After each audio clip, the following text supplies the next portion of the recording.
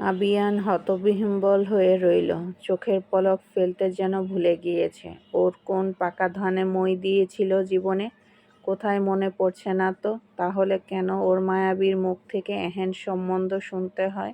একবার আঙ্কেল তো আরেকবার বড় ভাই। বুকের বাম পাশে হাত রেখে শুকনো ঢোক গিলে।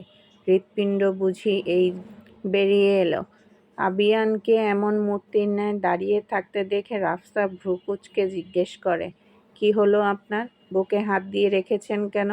পাথর লেগেছে বুকে? আবিয়ান শুকনো ঢোক গিলে। রাফসার কোথায় ঠোঁট কামড়ে হাসে, জিভ দিয়ে ঠোঁট ভিজিয়ে একগাল হেসে বলে, না মা, মানে এমনি পেইন হচ্ছে, পাথর লাগেনি। তুমি এখানে কি করছো? কোথায় এসেছো এত রাতে?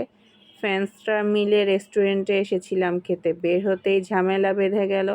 এইসব আবালের জন্য শান্তি নেই। আবিয়ান মাথা নাড়ল, মাথা নিচু করে খানিক হেসে উঠল রাফসার কথায়। ওর মায়াবীর মুখ থেকে আবাল শব্দটা শুনেছে বহুবার। তুমি কি সবসময় আবাল এটাই বলো? আর কোনো গালি পারো না? আবিয়ানের কথায় সাইমা সাবিকুনকে খোঁচা মেরে বসে, কানের কাছে মুখ নিয়ে ফিসফিস করে বলে, দেখ আমাদের সাধু গালি পারে না। তাই তো দেখছি। আবিয়ান ঠোঁট দুটো কামড়ে ধরে আছে। আবিয়ানের কথায় রাফসার চোখা হাসে, নিচের ঠোঁট কামড়ে ধরে বলে, না আমি তেমন গালি পারি না, শুধু দুই একটা পারি। যেমন মাদারচোদ, আবাল, কুত্তার বাচ্চা, বাল, সুদানির পোহা। এই সাধারণ গালিগুলোই জানি বড় ভাই। রাফসার কথায় কাশি উঠে যায় আবিয়ানের। মারাত্মক লেভেলের গালি। বেচারা কখনো ভাবেনি ওর মায়াবীর মুখে এসব গালি শুনতে হবে। আবিয়ান অনবরত কাশতে থাকে, যা দেখে রাফসার হাতে থাকা পানির বোতল নিয়ে আবিয়ানের সামনে এসে দাঁড়ায়। রেস্টুরেন্টে 5টা ছোট বোতল দিয়েছিল, সবার খাওয়া হয়ে গেল। রাফসার বোতলে বেশ খানিকটা পানি ছিল, সেটা আর ফেলে আসেনি। ওর একটাই কথা, টাকা দিয়ে কিনেছে যখন ফেলবে কেন? রাফসা বোতলের ছিপি খুলে তড়িঘড়ি করে শুধায়, এই পানিটা খাবেন? আসলে আমি মুখ লাগিয়েছি, খেয়েছি। আবিয়ান কথাটা শুনে মৃদু মাথা নাড়ল। রাফসা মুখের কাছে বোতল ধরতেই আবিয়ান হাঁ করে পানি খেয়ে নিল। এক নিমিষেই পুরো পানিটা সাবার করে দেয় আবিয়ান। কাশিটা কমছে অনেক, তবে পুরোপুরো কমেনি। জোরে জোরে কয়েকটা শ্বাস নিয়ে ধীর কণ্ঠে বলে, তোমার গালি শুনে আমি মঙ্গল গ্রহে চলে গেছি। আবিয়ানের কথায় রাফসা চোখ ছোট ছোট করে বলে, কোথায় মঙ্গল গ্রহ চলে গেলেন? আপনি তো আমার সামনেই দাঁড়িয়ে আছেন। সজ্ঞানে ফিরুন বড় ভাই, আমরা পৃথিবীতে আছি। এই বড় ভাই, এই আপনি কি বাংলা মাল খেয়েছেন? রাফসার এহেন কথায় থতমত খেয়ে গেল আবিয়ান। চক্ষু চড়ক গাছ, এক্ষুনি যেন চোখ জোড়া কোটর থেকে বেরিয়ে আসবে। এই কোন পাপের শাস্তি পাচ্ছে ও? জিন্দিগি বরবাদ করে দিল। অসহায় হয়ে জিজ্ঞেস করে, এমন কেন মনে হলো তোমার? মাল খেয়ে মানুষ টাল হয়ে পড়ে থাকলেও উল্টো পাল্টা বকে। এই যেমন আপনি এখন বললেন মঙ্গল গ্রহে চলে গেছেন, আর বাংলা মাল খেলে তো উল্টা পাল্টা বলবেনই। ওটা তো কম দাম। এক কাজ করেন, আজ থেকে বিদেশি মাল খাবেন, তাহলে এত উল্টা পাল্টা বকবেন না। আর যদি নেশা না করেন তাহলে এই গানটা ধরবেন, বাংলা মাল ছেড়ে হাতে শরবত নিয়াছি, বৈরাগ হইয়া কপালে তিলক লাগাইছি। এক নাগারে কথাগুলো বলে থামে রাফসা। সাবিকুন সায়মা শব্দ করে হেসে উঠল। আর আবিয়ানের চোখ যেন বিশ্বাস করতে পারছে না ওর মায়াবী আজ এত কথা বলছে, তাও যে সে কথা নয়লা, একেবারে অসম্ভব কথা। সাধু চুপ কর, আর ফাজলামো করিস না, কিছুটা ধমকে বলে একটা সায়মা। আবিয়ানের পছন্দ হলো না, ওর সামনে ওর মায়াবীকে কেউ ধমক দিচ্ছে, কত বড় কলিজা। আবিয়ান বিরক্তি চোখে সাইমার পানে তাকিয়ে ডান হাত উঠালো, অর্থাৎ চুপ থাকো। সাইমা চুপ করে গেল। আবিয়ান চোখ ঘুরিয়ে রাফসার পানে তাকিয়ে মৃদু হাসল। একটু আগের বিরক্তটা নেই। তোমারও কি এসব খাওয়ার ইচ্ছা আছে? দেশি বিদেশি কি করে জানলে? রাফসা তৎক্ষণাৎ উৎসাহিত হয়ে বলে, ঠিক বলেছেন বড় ভাই, আমার জীবনে একবার খাবো মাল, তাও বিয়ের পর। আবিয়ান ভ্রু নাচিয়ে জিজ্ঞেস করে, বিয়ের পর? কিন্তু কেন? বিয়ের আগে কেন না? রাফসা এ দফায় খানিক ঠোঁট বাঁকিয়ে হাসে, লজ্জা পেয়ে কাচুমাচু করে বলে, আসলে আমার ইচ্ছা স্বামীর সাথে মাল খেয়ে বলবো, এই নাচ শালা। আমার স্বামী তখন লুঙ্গি পরে লুঙ্গি ডান্স গানে নাচবে, আর আমি মাতলামি করে সেই নাচ দেখে আমার স্বামীর গায়ে টাকা ছুঁড়ে মারব, খুশি হয়ে আর কি। আবিয়ানের চোখ কপালে। এই কোন কথা শুনছে আজ? বিড়বিড় করে বলল, সেই লেভেলের ইচ্ছে? আবিয়ান কি বুঝে যেন আবার প্রশ্ন ছুড়ে, আর কি ইচ্ছে আপনার ম্যাডাম? ইচ্ছে? হ্যাঁ, আরেকটা আছে। বিয়ের পর আমি জামাই ব্যবসা করব। এটা আমার সবচেয়ে বড় ইচ্ছে। আবিয়ান এই দফায় যেন হার্ট অ্যাটাক করবে। মায়াবীর ইচ্ছের কথা শুনে যেন ওর হাত খুলে হাতে চলে আসতে চাইছে। সাবিকুন হতবাক হয়ে বলে, জামাই ব্যবসা মানে? আবিয়ান মনে মনে আওড়ালো, অসম্ভব, মরণ হয়ে গেলেও আমি আবিয়ান শিকদার কখনোই অন্য নারীর সান্নিধ্যে যাব না। হ্যাঁ, জামাই ব্যবসা। এত অবাক হওয়ার কি আছে? আমি তো জানি বউ ব্যবসা করে, তুমি জামাই ব্যবসা করবে? আবিয়ানের কথায় রাফসা সামান্য হাসে। ওর তো আরও অনেক ভয়ানক ইচ্ছে আছে, ওইসব তো বলা যায় না, পাপ হবে বলে। এবার রাফসা আসলেই কিছুটা লজ্জা পেল সেসব ইচ্ছের কথা মনে করে। আরে বড় ভাই, আমার ইচ্ছা বিয়ের পর জামাই নিয়ে কাপল ব্লগ করব। তারপর সারাক্ষণ হ্যালো গাইস চলবে, জামাইকে ক্যামেরার সামনে নাচিয়ে ইনকাম করব।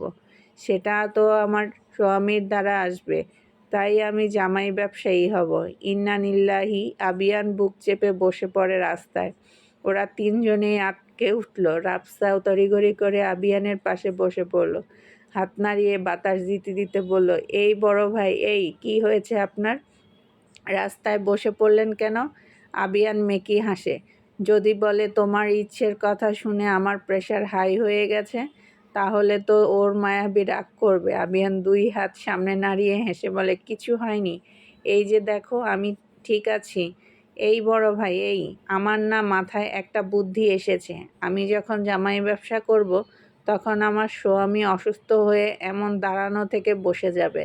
তারপর আমি ছুটে গিয়ে কান্না করব। যখন আমার স্বামী মারা যাবে, আমি কাঁদতে কাঁদতে বলবো, please guys subscribe my YouTube channel. একটা ভালো ইনকাম আসবে, তাই না বড় ভাই?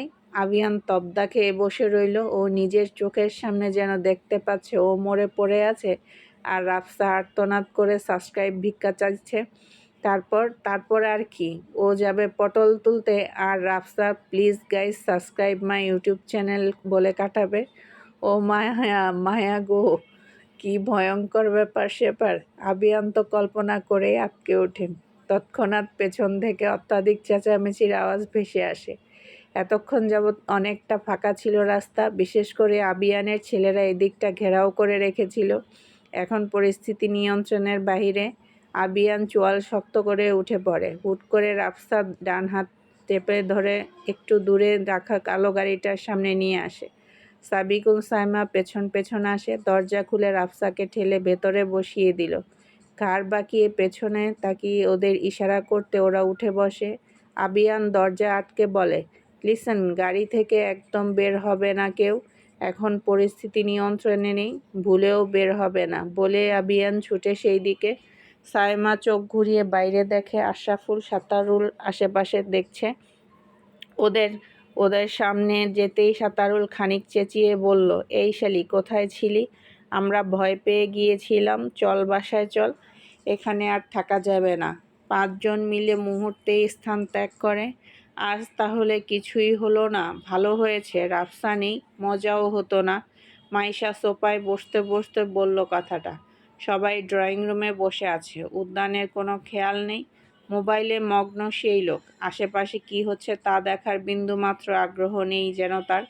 মিম সিঁড়ি বেয়ে নিচে নামতে নামতে বলে, উদ্যান ভাই, তোমার জন্য রাফসা এলো না, ও ছোট্ট মানুষ, কেন বকলে শুধু শুধু? উদ্যান কোনো ফোন থেকে মাথা তুললে তাকালো। গম্ভীর কণ্ঠে শুধায়, ফালতু কথা বলিস না, ওই স্টুপিড জ্বালিয়ে কলিজা ভুনা করে ফেলেছে আমার, তোরা দেখিস না? রাফসা যেহেতু তোমার কলিজা ভুনা করে ফেলেছে, এক কাজ করো উদ্যান ভাই, তুমি বরং একটা বিয়ে করে ফেলো, তখন তোমার বউ জ্বালাবে, রাফসা আর সে সুযোগ পাবে না। মাহিনের কথায় উদ্যান ঠান্ডা চোখে তাকালো, গালে হাত বুলিয়ে ঠোঁট কামড়ে হেসে বলে, বিয়ে তো অবশ্যই করব, সেটা 2 বছর আগে বা পরে। মাইশা, মাইশা কোথায় তুই? হাঁক ছেড়ে ডাকতে ডাকতে আসে এক রমণী, শরীরে নীল রঙের 3 পিস জড়ানো। রোহান চোখ তুলতেই যেন চোখ আটকে গেল। মেয়েটা এত মানুষ দেখে ভড়কে গেল। মাইশা উঠে জোর করে পাশে বসিয়ে দিল। এই হচ্ছে আমার বেস্ট ফ্রেন্ড তৃপ্তি, আমাদের বাড়ির পাশেই থাকে। তৃপ্তি সবাইকে নিচু গলায় সালাম দেয়। ওর কণ্ঠ শুনে রোহান বুকের বাঁ পাশে হাত রেখে বলল, ওহে বালিকা, কে তুমি?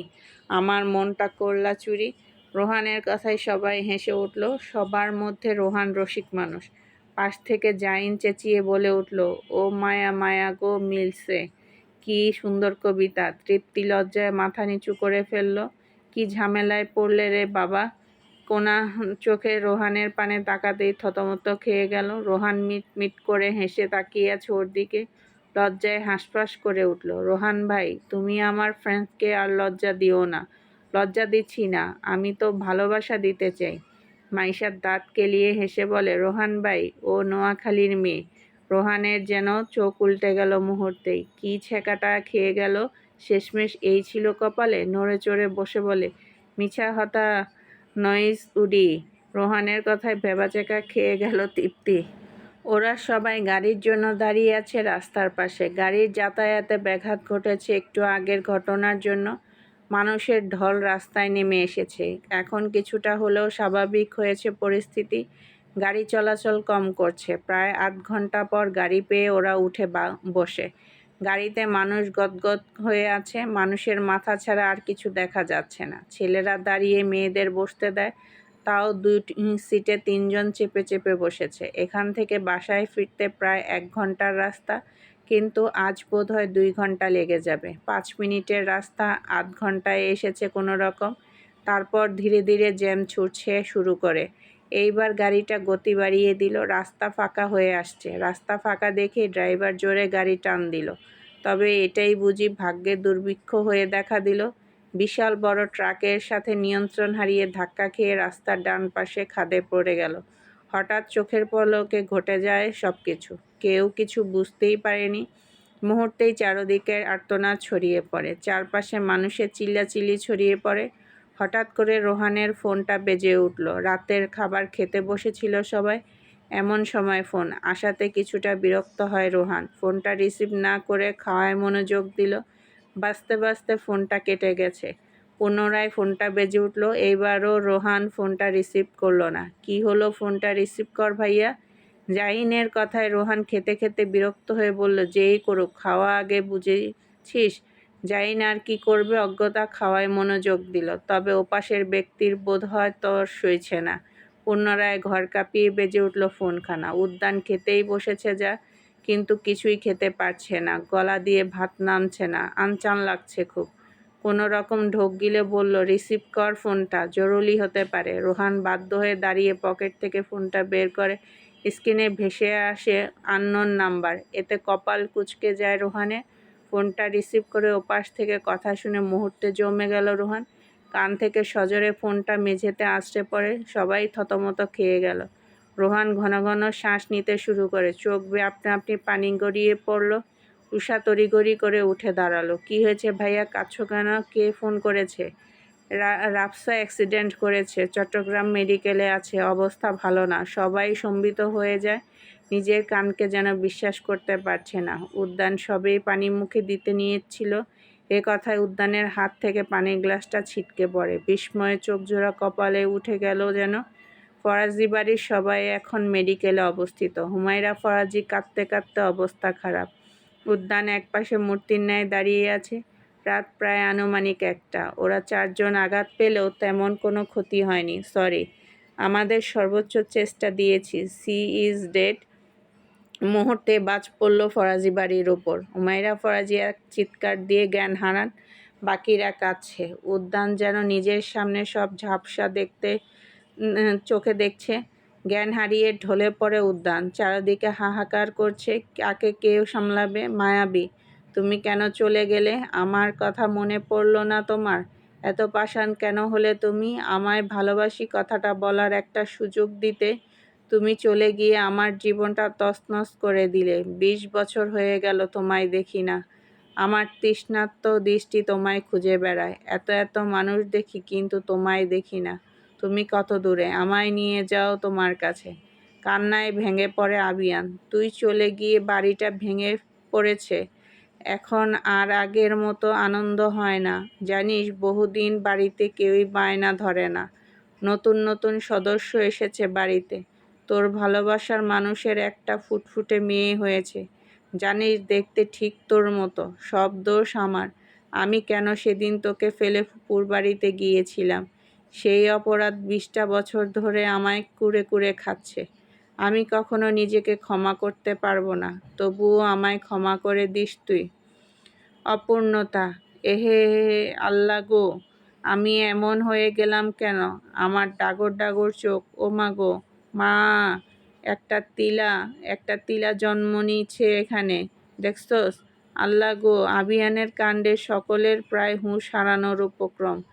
ঝামেলা থেকে ফিরে এসেই ফোন নিয়ে কিছুক্ষণ ঘাটাঘাটি করে, তারপর উঠে রিং লাইটের সাথে মোবাইল সেট আপ করে, হাত পা নাড়িয়ে ডায়লগ দেয়, পরের কাজ আগে করে এগিয়ে রাখবে। বিয়ের পর তো রাফসার সাথে ভিডিও করতে হবে, তখন না পারলে কি হবে? ওর বউ তো তখন লাথি মেরে চলে যাবে। বউ ধরে রাখার জন্যে আভিয়ানের এত জল্পনা কল্পনা। প্রেমে পড়ে মানুষ কি না করতে পারে, তা যদি হয় আবার একতরফা। রাজনীতি করা লোকটাও আজ ট্রেন্ডিং ফলো করছে। ভাই, আপনি এসব কি করছেন? আমার তো মাথায় উপর দিয়ে যাচ্ছে এসব। আবিয়ান মাত্র করা ভিডিওটা সেভ করে অপর ভিডিও বের করেছে। রনির কথায় সিরিয়াস কণ্ঠে শুধায়, ভিডিও করছি দেখতে পারছিস না? চোখে কি পট্টি বেঁধে রেখেছিস নাকি? রনি থমথমে গলায় বলে, ভাই, আপনার তো ফিহাজ মান্ডেলার যাওয়ার কথা, সব রেডি সেখানে। অলরেডি কল দিয়েছে ওনারা। কি বলবো? ক্যান্সেল করে দে সব, এখন ডিস্টার্ব করিস না। একটা ট্রেন্ডিং ফলো করব, দেখ কেমন হয়। সবাই কাচুমাচু মুখে তাকিয়ে রইল, কথা বলার সাহস পেল না কেউ। রনি আবিয়ানের সাথে একটু বেশি মিশুক। ও নিজেই চটপটে স্বরে আওড়ায়, আপনি কি রাজনীতি ছেড়ে এখন ব্লগ করবেন ভাই? আবিয়ান ব্যস্ত স্বরে বলে, বুঝলি, তোর ভাবির ইচ্ছে বিয়ের পর জামাই নিয়ে ভিডিও তো করবে, তারপর ভাইরাল হবে। তাহলে তো ভাই আপনাকে দিয়ে ভাবি জামাই ব্যবসা করবে। মুখ ফসকে কথাটা বলতেই তড়িৎ গতিতে জিভ কাটে রনি। বাকিদের তুলনায় চক্ষু চড়ক গাছ। চোখ যেন কোঠর থেকে বেরিয়ে আসবে। আবিয়ানের ঠান্ডা দৃষ্টিতে শরীর হিম হয়ে আসে। কাল্লু, রনি, পুনরায় এ কথা শুনলে তোকে টাক্কু মাথা করে দেব। তারপর গান গাইবি, টাক্কু মাথা চারানা, চাবি দিলে ঘুরে না, চাবি হলো নষ্ট, টাক্কু মাথার কষ্ট। আবিয়ানের ছড়াকাটা শুনে মুহূর্তেই হাসির রোল পড়ে রে। রনির চোখ গরম করে তাকাতেই চোখ টেপে হাসি নিবারণের প্রয়াস চালালো। এত সহজে কি আর হাসি থামে? ঠোঁট কামড়ে হেসেই চলছে। রনি চোখ দিয়ে ইশারা করে বুঝালো, পরে দেখে নিবে। আবিয়ান ফোনটা পুনরায় সেট আপ করে দাঁড়ালো। টাইমিং শুরু হতেই হাততালি দিয়ে তাল মিলিয়ে বলে, বাহ মিসেস রাফসা, বা, যখন আপনি বলবেন বসো আমি বসবো, আপনি বলবেন উঠো আমি। আবিয়ানের ভিডিও করার মাঝেই রনি বাদ সাধল, ভাই, আপনার তো হইতেছে না ভিডিও করা। রনির বাধা পেয়ে আবিয়ান দাঁড়িয়ে গেল, ভ্রু কুচকে শুধায়, কেন, কি হয়েছে? হচ্ছে না? রনি দুপাশ মাথা নাড়িয়ে না বুঝালো। খানিক এগিয়ে এসে বলে, ভাই দেখেন, আপনার ভিডিও হয় না। আপনি বসলে আপনারে দেখা যায় না তো। মোবাইল ধরে করে দিতে হবে এটা। আচ্ছা, তাহলে তুই করে দে। রনি ফোন হাতে নিয়ে রেডি হয়ে দাঁড়ায়। পুনরায় অভিনয় শুরু হলো, বা মিসেস রাফসা, বা, যখন আপনি বলবেন বসো আমি বসবো, আপনি বলবেন উঠো আমি উঠব। ভাই শুয়ে পড়েন, শুয়ে পড়েন। আবিয়ান কনসেপ্ট ভুলে যায়, তাই যদি স্মরণ করিয়ে বলে কথাটা। আবিয়ান চোখ মুখ কুঁচকে বলে, শুয়ে পড়ব মানে? তোর উপর শুয়ে পড়ব? আমাকে কি গে ভেবেছিস কাল্লু রানী? আবিয়ানের কথায় বাজ পড়ল যেন। রনি আজ সকালে কার মুখ দেখে যেন ঘুম থেকে উঠেছে। এখন ওর অবস্থা ছেড়ে দে বাপ, কেঁদে মরি। কাঁদো কাঁদো গলায় বলে, আমি বিয়ে করিনি ঠিক আছে, কিন্তু আমার তো মান সম্মান আছে ভাই। একটা ছেলে হয়ে কেন আরেকটা ছেলেকে বলবো শুয়ে পড়তে? ছি ভাই ছি, কি অশ্লীল। তোর কাছে মেয়ে বিয়ে দিবে কে? দিনের বেলায় তো তোকে দেখা যায় না। ভূত ভেবে তো রাতে তোর বউ পালাবে। আচ্ছা সব বাদ, আগে ভিডিও করে দে। বা মিসেস রাফসা, বা, যখন আপনি বলবেন বসো আমি বসবো, আপনি বলবেন উঠো, আমি উঠব।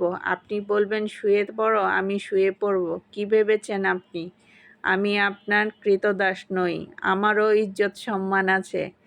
পারফেক্টভাবেই ভিডিও করতে সক্ষম হয় ওরা। আবিয়ান মহা খুশি। এভাবেই আরও কিছু ভিডিও বানাতে লাগে রাফসান না জানা পাগল প্রেমিক। সকালে গিয়ে আমার রাফসান মামুনিকে নিয়ে আসবি। মেয়েটা এলো না, ঘরটা ওকে ছাড়া ফাঁকা ফাঁকা লাগছে। আর এলেও বা মেয়েটা চুপচাপ থাকতো। কয়েকটা বছর ধরে দেখছি মেয়েটা চাপা স্বভাবের হয়ে গেছে। আগে এ বাড়িতে আসার জন্য কত পাগল ছিল, আর এখন টেনে হেঁচড়ে আনা যায় না। কাল কিন্তু গিয়ে কেউ একজন নিয়ে আসবি। ওনার কথায় রোহান চটপটে স্বরে বলে, রাফসা আসতে চেয়েছিল অপু, উদ্যান বকেছিল ওকে, সেজন্যই রাফসা আসতে চেয়েও আসেনি। জোহরা মির্জা জহুরির চোখে পরখ করে উদ্যানকে। ডান হাতে কফির কাপ ধরা, অপর হাতে ফোন। চোখজোড়া ফোনের উপর, আশেপাশে কোনো খেয়াল নেই। ক্ষণে ক্ষণে মুখের অভিব্যক্তি পাল্টাচ্ছে। কালো সিল্কি চুলগুলো কপালে কিছুটা এলোমেলো হয়ে ছড়িয়ে ছিটিয়ে আছে। উদ্যান সোফায় হেলান দিয়ে বসে আছে। জানালার ফাঁক দিয়ে আসা সোডিয়ামের স্লান আলো আর মুখের উপর নরম ছোঁয়া ফেলছে। শার্টের উপরের কয়েকটি বোতাম খোলা, সেখানে ফর্সা বুকের উপর হালকা পশমের রেখা দেখা যাচ্ছে। চোখে এক ধরনের গভীরতা আছে। বাহিরে থেকে শান্ত, কিন্তু ভেতরে ঢেউ খেলে যায়। কফির মগে ঠোঁট ছোঁয়ানোর আগে যখন সে একটু নিজের দিকে তাকায়, তখন তার চোখের পাপড়ির ছায়া গলে পড়ে। উদ্যান, তোর কারণেই রাফসা আসেনি। কাল সকালে গিয়ে ওকে নিয়ে আসবি। বুঝি না তোদের কাণ্ড কারখানা। 10 বছরের ছোট দুজন সারাদিন টম অ্যান্ড জেরির মতো লেগে থাকিস কেন? ভাই বোন সব সময় মিলেমিশে থাকবি। বোনকে বিয়ে দিলে চলে যাবে পরের বাড়িতে। এখন তো বুঝিস না, ছোট বোনটা শ্বশুরবাড়ি গেলে বুঝবি। সেরা ভাই বোনদের জুটি। ফুপু উদ্যান রাফসাকে ছোট বোনের মতোই ভালোবাসে, শুধু মাঝে মাঝে শাসন করে, তাই না উদ্যান? উদ্যান এই যাবৎ ফোন হাতে দৃষ্টি সরিয়ে আনলো। ঠান্ডা শিথিল দৃষ্টিতে রোহানকে পরখ করে। দুজনের মাঝে যেন চক্ষুদ্বয়ের মাধ্যমে সংলাপ হচ্ছে। উদ্যান উষ্ঠদয় মৃদু ফাঁক করে সূক্ষ্ম হাসে। ঠাট্টার ছলে বলে, হুঁ, অবশ্যই। আই নো, সেরা জুটি। কিছুটা টেনে বলল উদ্যান। রোহান হাসল, সংশোধন করার মতো করে বলল, হুঁ, অবশ্যই সেরা ভাই বোন জুটি। হয়েছে, এখন সব শেষ করো। রাত তো কম হলো না। না খেয়ে শুয়ে পড়লাম আমি। তোমরা থাকো, গেলাম আমি। মাইশা সোফায় আধশোয়া হয়ে বসে আছে। ঘুমে চোখ দুটো বন্ধ হয়ে আসছে। টেনে খুলে রাখার অপ্রাণ প্রচেষ্টা চালিয়ে যাচ্ছে ও। জোহরা মির্জা উঠে দাঁড়ালো। রাত প্রায় অনেক হয়েছে, কেউ না খেয়ে শুয়ে পড়বি না। খাবার দিচ্ছি, ডাইনিংয়ে আয় সবাই। আম্মুকে হেল্প করি গিয়ে। তোরা এসো। মিম আপু শ্বশুরবাড়ি যাওয়ার প্রস্তুতি নিচ্ছে। সারাদিন তো কোনো কাজ করো না তুমি, হঠাৎ ফুপুর কাছে হেল্প করতে যাচ্ছ।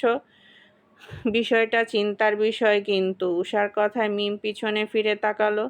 কাজচোর মেয়েরা হঠাৎ করে কাজ করলে সবাই মিলে গসিপ করে।